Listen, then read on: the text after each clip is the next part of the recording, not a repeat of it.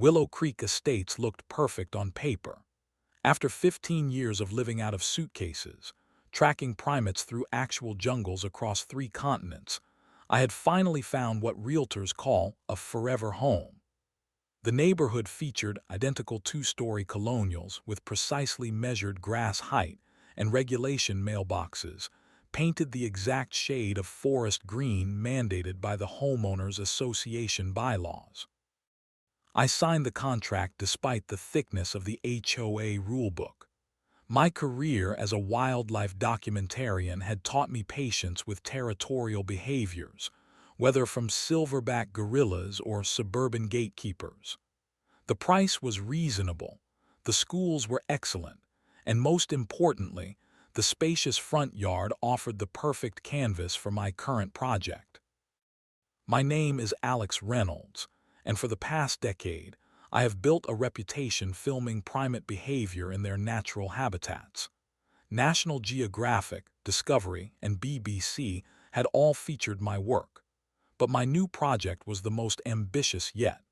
100 versus 1 Gorilla, an innovative documentary series exploring how gorilla social structures manage conflict resolution between groups and individuals. The series required promotional materials and B-roll footage that showed the contrast between primate and human territorial behaviors. After securing all necessary city permits, I transformed my front yard into a meticulously designed jungle landscape.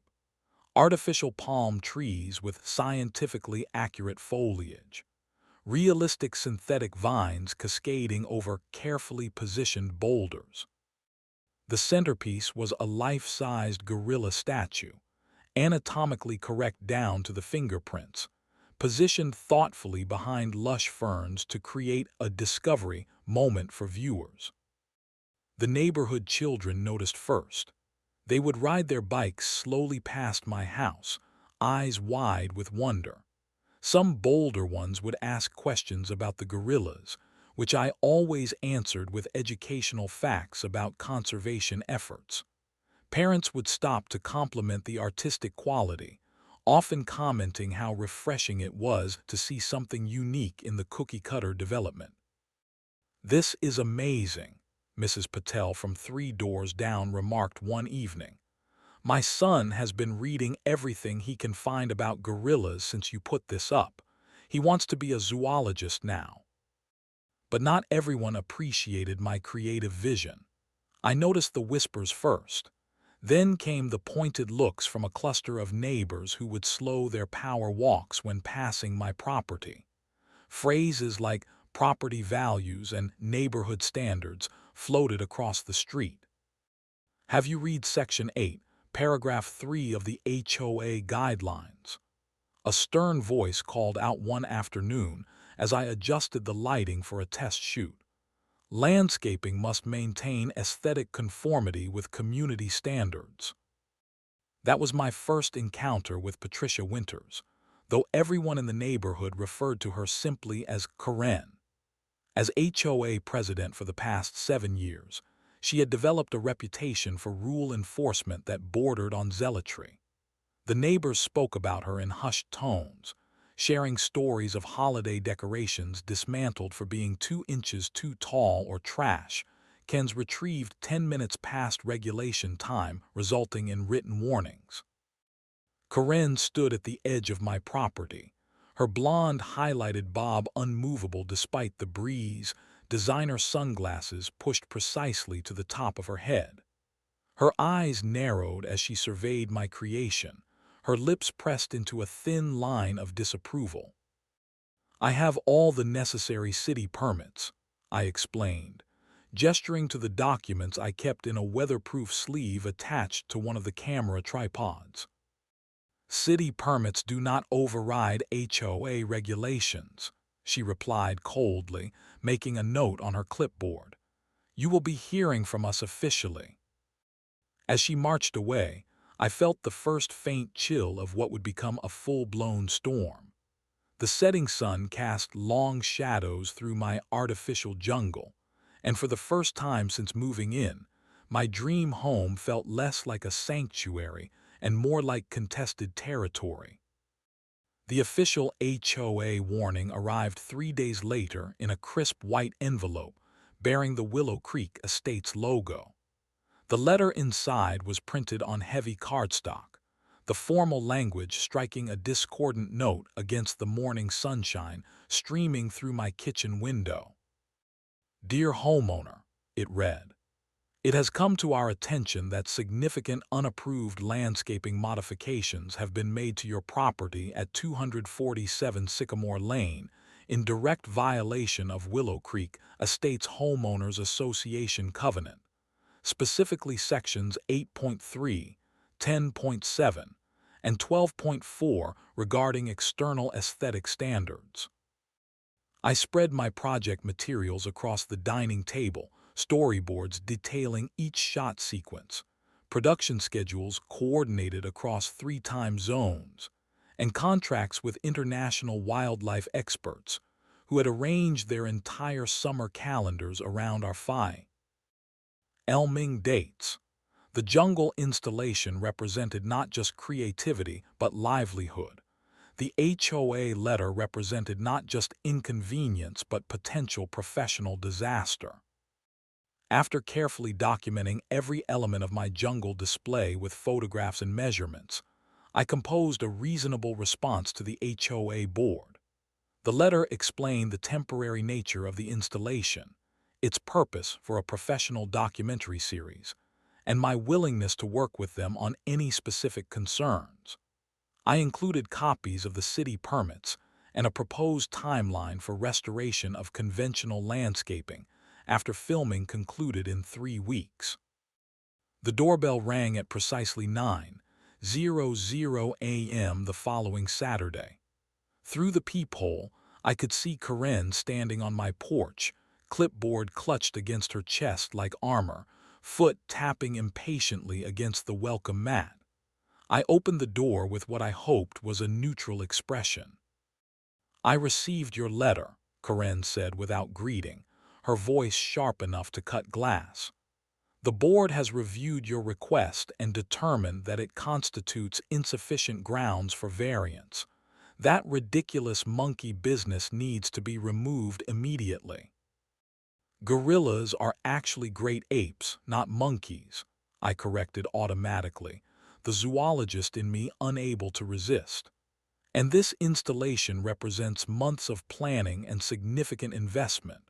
I have contracts with international collaborators arriving next week." Karen blinked, momentarily thrown by both the correction and the mention of international connections. Her gaze shifted past me into the house, where professional camera equipment and lighting rigs were visible in the living room. Something changed in her expression, a calculation forming behind her eyes. "Your business pursuits are not the concern of the HOA," she recovered quickly. "The regulations clearly state that all exterior modifications must maintain the aesthetic integrity of the community. Your jungle does not comply." "I understand community standards are important," I replied, maintaining my composure, "which is why I would like to formally apply for a temporary variance. The city has already approved the installation as both safe and appropriate." Karen handed me a thick application packet. "You will need board approval. All paperwork must be submitted in triplicate with supporting documentation, and a public hearing will be scheduled. The process typically takes 45 to 60 days. My stomach dropped. "The filming begins in 8 days. "Then I suggest you start removing those eyesores immediately," she responded with the first hint of a smile. "Rules are rules."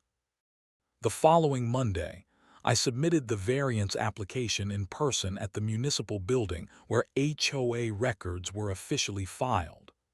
The clerk, a friendly woman named Denise with kind eyes, assured me she would expedite the process given the time constraints. When I called to check on the status 2 days later, Denise sounded confused. "I cannot find any record of your application," she said. the clicking of her keyboard audible through the phone. "Are you sure you submitted it to this office?" I drove immediately to resubmit the paperwork, this time requesting a receipt and taking photographs of Denise placing the documents in the official filing system. The second application disappeared as mysteriously as the first.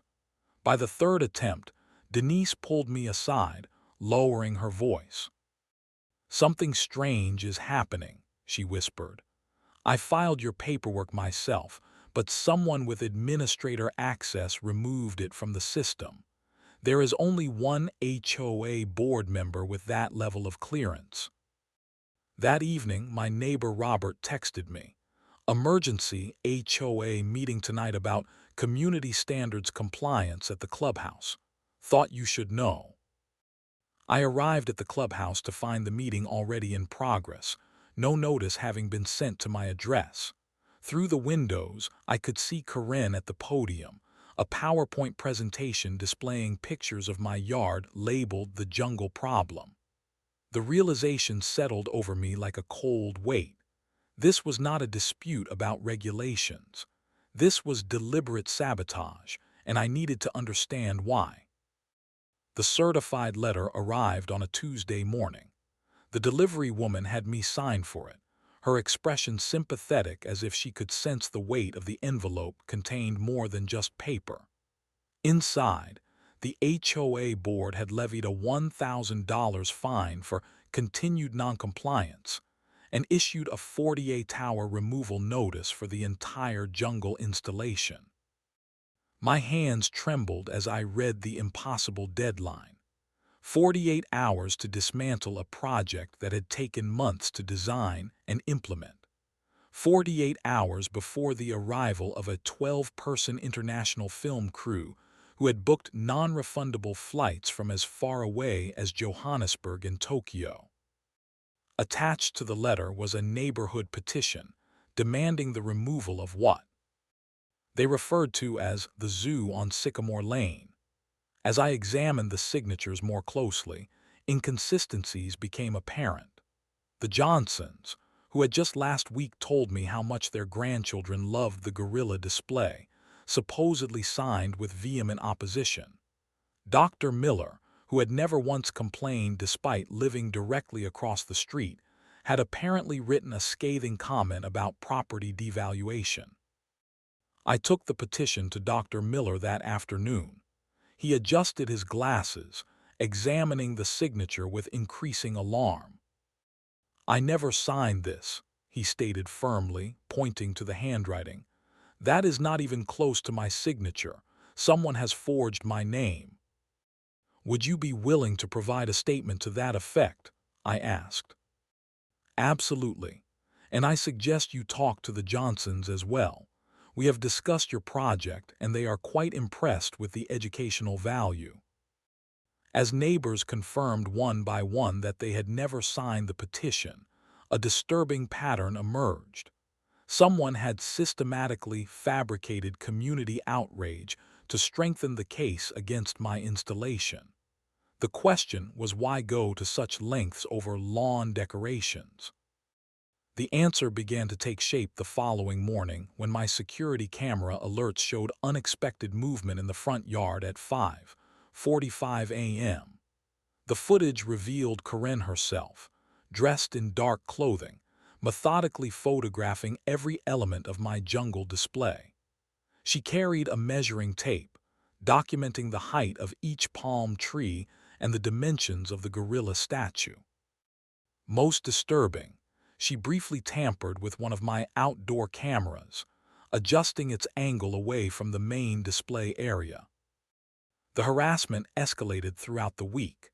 Karen's inner circle of HOA loyalists would drive by slowly multiple times daily, pointing and taking notes. Anonymous notes appeared on my door with messages like, "Zoos belong outside city limits," and "Your monkey madness is destroying our property values." One particularly disturbing note read, "Either the jungle goes or you go." When I returned home from a meeting with potential project sponsors, I discovered someone had vandalized part of the display, knocking over a smaller primate statue and spray painting the word eyesore across a decorative boulder. The damage was relatively minor but represented a significant escalation, from bureaucratic obstruction to criminal trespass and property damage. That evening, I installed a comprehensive security system with cameras covering every angle of my property. The system included motion sensors, real-time alerts to my phone, and cloud storage for all footage. If anyone approached my jungle display again, I would have irrefutable evidence. The next morning, my inbox contained increasingly worried messages from my production team. The director from BBC Wildlife expressed concern about the filming location. The primatologist from Rwanda questioned whether the schedule would need to be adjusted. The equipment rental company wanted confirmation for the delivery date. My professional reputation teetered on the edge of disaster, all because of a neighborhood bureaucrat with an inexplicable vendetta. Over dinner with my neighbor Robert, who served on the city council, I sought perspective on the situation. Karen has always been strict about HOA regulations, Robert explained, but this level of personal involvement is unusual even for her. She typically delegates the dirty work to the compliance committee. What could possibly motivate this kind of targeted harassment? I wondered aloud. Robert considered the question carefully.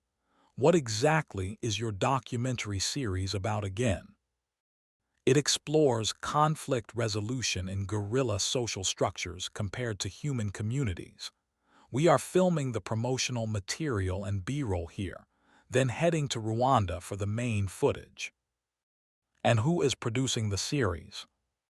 Global Wildlife Network. We have been in development for almost a year. Something shifted in Robert's expression. Karen's husband works in television production. I am not certain which network, but he travels frequently for filming. That night, I researched Patricia Winters' husband, Michael Winters. His LinkedIn profile told the story. Executive producer at Apex Nature Channel, the direct competitor to Global Wildlife Network. The corporate rivalry between the two networks was well documented in industry publications, with both companies competing for the same limited pool of prime-time nature documentary slots. The revelation struck like lightning. This was never about property values or community standards. This was corporate sabotage disguised as HOA enforcement. Karen was not just being a difficult neighbor.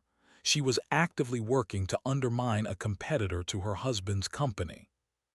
With the international crew arriving in less than 72 hours and the removal deadline looming tomorrow, I needed to formulate a strategy quickly. This was no longer just about my front yard. It was about exposing corruption and protecting my professional integrity. Dawn painted the sky in gentle pinks and golds as the first production van turned onto Sycamore Lane. The quiet suburban street quickly transformed with the arrival of the international film crew for 100 vs. 1 Gorilla. 2 tour buses followed, carrying wildlife experts from Rwanda, Japan, and the United Kingdom. Equipment cases bearing the logos of prestigious networks were unloaded with practiced efficiency. Dr. Amina Nyamwasa, the renowned gorilla behavioral expert from the Dian Fossey Institute, examined my front yard installation with an approving nod. The anatomical positioning of the dominant male figure is remarkably accurate, she commented, adjusting her glasses. This will provide excellent context for our discussion of territorial displays. Camera operators assembled sophisticated equipment while sound technicians tested ambient noise levels.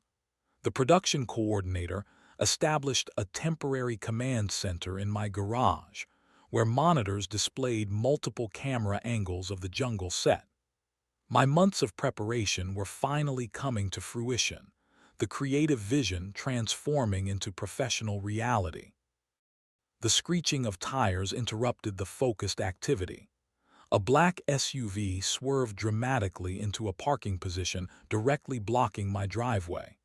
Karen emerged, her face contorted with shock as she surveyed the scale of the production. This was clearly more than she had anticipated, not simply an amateur hobby project, but a professional operation with international scope. "What is the meaning of this?" she demanded, marching toward me with her ever-present clipboard clutched like a shield. "You were ordered to remove these violations, not expand them." "This is a scheduled professional filming as indicated in all my previous communications," I replied calmly, acutely aware of the crew members pausing their work to observe the confrontation. "We have all necessary permits from the city." "Your permits do not override HOA regulations," Karen shouted, her voice rising to compete with the buzz of professional activity. "This entire production is in violation of community standards." My production director approached, extending his hand professionally. "Good morning. I am John Chen, executive producer with Global Wildlife Network. Is there a problem we can help resolve?" Karen ignored his outstretched hand, already dialing on her cell phone. "Yes, police, please. I need to report a violation of community ordinances and obstruction of roadways." She proceeded to give my address, describing the situation as a hostile takeover of residential property for commercial purposes without proper authorization. Two police officers arrived 15 minutes later, by which time Karen had positioned her SUV to block not only my driveway but part of the street, effectively preventing the equipment truck from unloading. The officers, a middle-aged man and a younger woman, surveyed the scene with professional detachment. "Officers, these people are conducting commercial filming in a residential zone in direct violation of homeowner association bylaws," Karen stated before they could speak.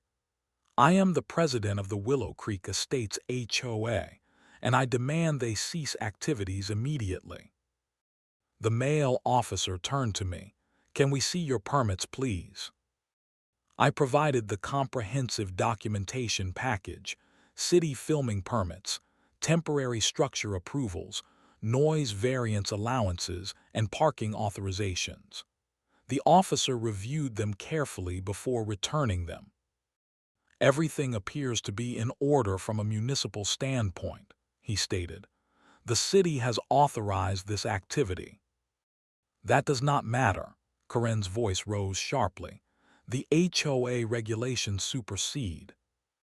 "Ms. Winters," the female officer interrupted gently, "homeowner association disputes are civil matters, not criminal. We cannot intervene in what is essentially a contractual disagreement between residents and their HOA." "But they are blocking access," Karen began. "Your vehicle is currently the only one obstructing the roadway," the male officer pointed out. "I must ask you to move it immediately to avoid a citation for illegal parking." The color drained from Karen's face as she realized the police would not support her position. Her composure cracked visibly. Years of unchallenged authority suddenly ineffective against proper legal permits and professional operations. "This is outrageous," she sputtered, jabbing her finger toward my jungle display. "Do you have any idea what this ridiculous monkey showcase is doing to our property values? I will sue everyone involved. The homeowner, the film crew, the network, everyone." In her agitated state, Karen's designer purse slipped from her shoulder, spilling contents across my driveway. As she scrambled to collect her belongings, a business card skittered across the concrete. The production assistant who retrieved it glanced at the text, then did a double-take before handing it to me. "Michael Winters, executive producer, Apex Nature Channel," I read aloud, the final puzzle piece clicking into place with absolute clarity. Karen froze, realizing what had just been revealed. Our eyes met, and in that moment, we both understood that this confrontation had just transformed into something far more significant than a neighborhood dispute. "This is not about property values or community standards," I stated quietly. "This is corporate sabotage. Your husband works for our direct competitor, and you have been using your HOA position to disrupt our production." The accusation hung in the air, stunning the gathered crew into silence. Karen snatched the business card from my hand, her face fluctuating between rage and panic. "You know nothing about my motivations," she hissed, but the damage was done. Several neighbors had emerged from their homes, drawn by the police presence, and had witnessed the entire exchange. "I have documentation of every step of this harassment campaign," I continued, my voice steady despite the adrenaline coursing through my system. "The forged petition, the vandalizing of my property, the mysterious disappearance of my variance applications, the targeting of my professional project." Karen retreated to her SUV without further comment, peeling away from the curb with squealing tires. The police officers exchanged glances but said nothing. They had witnessed enough to understand this was indeed a civil matter, but one with potentially serious legal implications beyond HOA regulations. As the officers departed and the crew gradually returned to their tasks, Dr. Nyamwasa approached me with a thoughtful expression. "In guerrilla societies," she observed quietly, "challenges to dominance are rarely about the stated reason. There is almost always a hidden motive related to resources or status. It seems human territorial disputes follow similar patterns." The production continued despite the morning's disruption, but my mind raced with implications. This was no longer just about saving my project. It was about exposing a systematic abuse of power that threatened my livelihood and professional reputation. The time for polite compliance had ended. Now I needed a strategy that would not only protect my project, but expose the true nature of Karen's campaign against me. The office of Alexandra Rivera, attorney at law, provided a stark contrast to the creative chaos of my production. Glass and chrome dominated the space, with minimalist furniture and abstract art creating an atmosphere of calm competence. I placed my documentation folder on her polished desk, a chronological record of every interaction with Karen and the HOA. "Corporate sabotage through HOA enforcement," Alexandra mused, examining the evidence with methodical precision. "Creative, if underhanded, and potentially actionable on multiple fronts." She spread the HOA bylaws across her desk, post-it notes marking relevant sections. After 30 minutes of careful review, her finger stopped on section 14.2, a paragraph so buried in legal jargon most homeowners would have skipped it entirely. "Here," she said, tapping the page, "temporary installations for professional artistic purposes are exempt from standard landscaping requirements provided they meet safety standards and have proper municipal permits." I leaned forward, reading the text with growing excitement. "Which I have, all of them." "More importantly," Alexandra continued, "board members must recuse themselves from decisions involving potential conflicts of interest. Did Mrs. Winters ever disclose her husband's employment with a competing network during official proceedings?" "Never, not once in any communication." "Then we have them on procedural violations as well." Alexandra began typing notes into her tablet. "But litigation is slow, and your production timeline is immediate. We need a parallel strategy to protect your project while we prepare legal action." I explained my idea for live streaming the entire production process, documenting any interference in real time with thousands of witnesses. Alexandra nodded approvingly. Transparency as both shield and sword. Effective. Add releases for all participants, making clear they may appear in both the documentary and the live stream. Back at home, I transformed my defensive position into an offensive strategy. I mounted additional cameras to cover every angle of the property, each feeding directly to a live stream platform where viewers could watch the documentary production process in real time. The production team embraced the concept, recognizing the potential for building advance interest in the series while providing protection against further interference. My phone became command central as journalists responded to press releases about the innovative behind-the-scenes approach to wildlife. Documentary filming. Local news expressed interest in covering the unique production happening in their community. Several social media influencers specializing in neighborhood disputes and HOA overreach requested interviews about the jungle installation and the ensuing conflict. "This live stream concept is brilliant," remarked the cinematographer as he adjusted equipment to accommodate the additional cameras. "We could incorporate some of this footage into the actual documentary, the human territorial response paralleling guerrilla behavior." Through my security cameras, I observed Karen going door to door throughout the neighborhood, her gestures becoming increasingly animated as she encountered what appeared to be resistance from previously supportive neighbors. The homeowner at 253 Sycamore actually closed the door while she was still speaking. The Thompson family at the corner house pointed toward my property with expressions suggesting curiosity rather than condemnation. The masterstroke came to me that evening as I reviewed the production schedule. If Karen's objective was to present my project as harmful to the community, I needed to transform it into something the community actively embraced.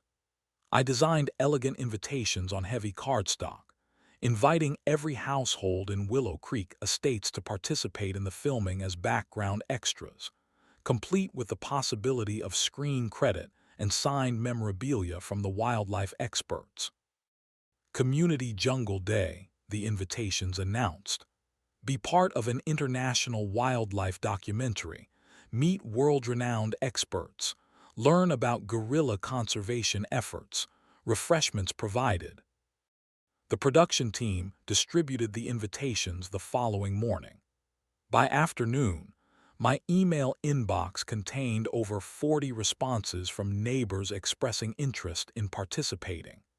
Several messages included comments about how the jungle installation had sparked their children's interest in wildlife conservation and biology. "My daughter has been reading about Diane Fossey ever since your gorilla statue appeared," wrote Mrs. Garcia from 2 streets over. "She would be thrilled to meet actual primatologists." Through my front window, I watched Karen's increasingly desperate attempts to counteract my community outreach. Her core group of supporters had dwindled to just 3 other homeowners who followed her from house to house. Most neighbors would listen politely before showing her the invitation, at which point her body language would shift to obvious frustration.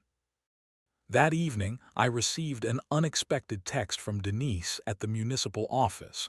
"Emergency HOA board meeting called for tomorrow night. Topic: reviewing professional installation exemptions and conflict of interest protocols.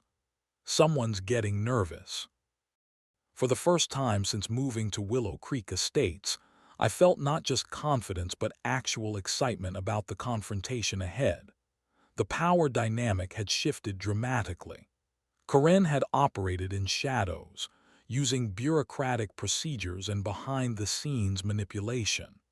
I had brought everything into the light, creating both protection and accountability through visibility. The attorney's final advice echoed in my mind as I made final preparations for filming. "Remember, This is no longer about lawn decorations or even your documentary. This is about exposing systematic abuse of power and ensuring it cannot happen to the next homeowner with a creative vision.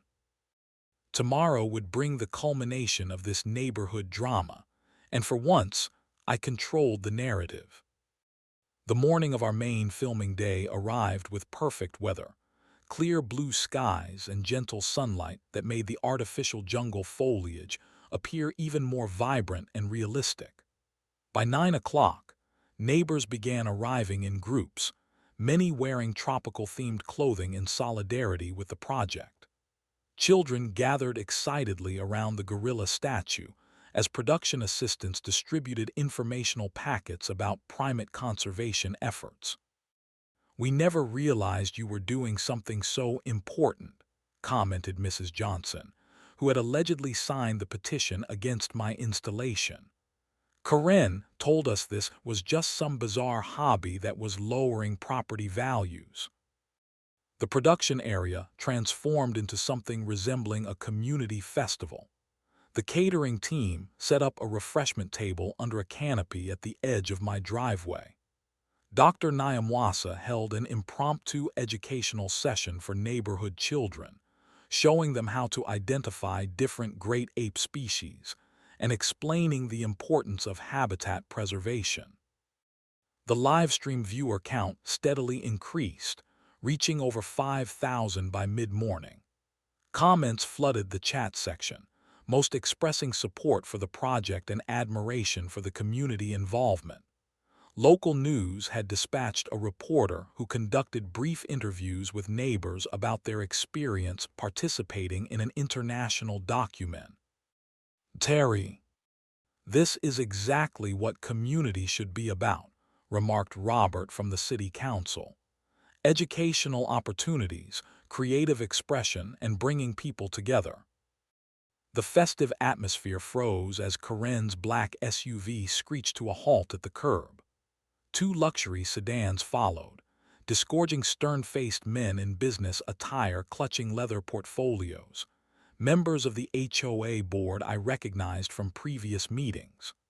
Karen emerged from her vehicle, momentarily stunned by the scale of neighborhood participation, before her expression hardened with renewed determination.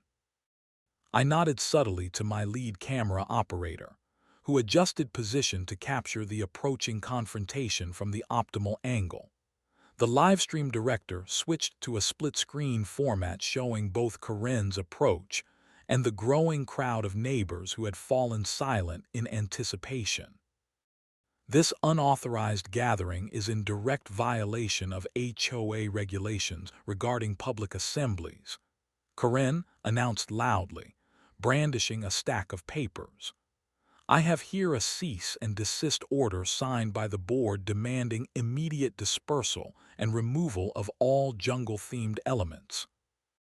The production director stepped forward smoothly. "Good morning, Mrs. Winters. Welcome to our documentary filming. Would you care to share your concerns with our audience? We are currently streaming live to over 7,000 viewers." He gestured toward the monitor displaying the livestream metrics, which now showed viewer counts approaching 8,000. Karen's eyes widened as she processed the information, clearly unprepared for this level of public exposure. "You cannot film me without permission," she sputtered, raising her hand to block the camera. "Actually, we can," I replied calmly.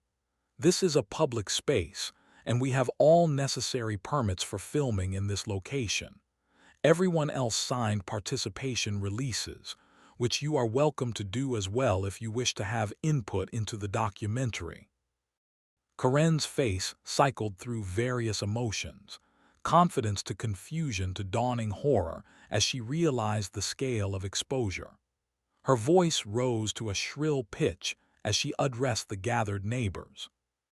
"Do you have any idea what you are supporting here? This violation has been ongoing for weeks. Property values in Willow Creek are at stake."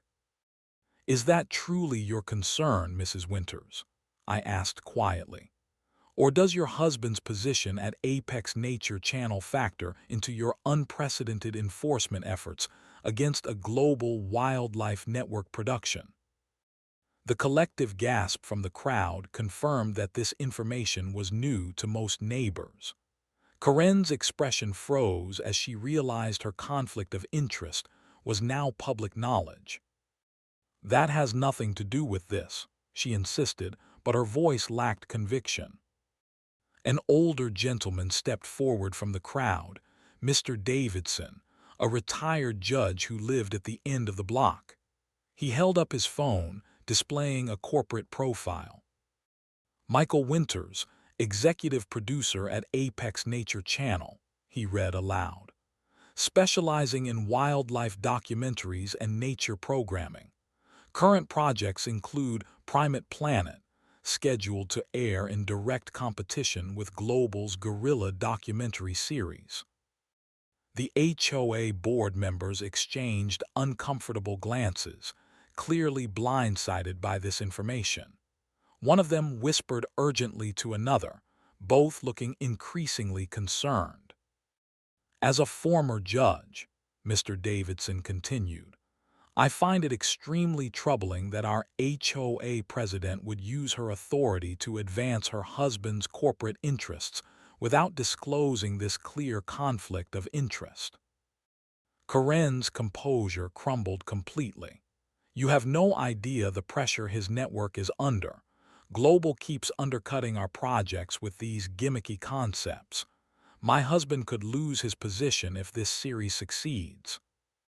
Her admission hung in the air as she realized what she had just confessed, not just to the gathered neighbors, but to thousands of live-stream viewers, including journalists and industry professionals. The red recording lights of multiple cameras blinked steadily, documenting her meltdown from every angle. One of the HOA board members closed his portfolio decisively. "I believe we need to reconvene and review both the exemption protocols for professional installations and our conflict of interest policies." He nodded respectfully toward me. "Please continue with your production. The board will address these procedural concerns internally." As the board members retreated to their vehicles, Karen stood alone, the weight of public exposure crushing her previously unassailable authority.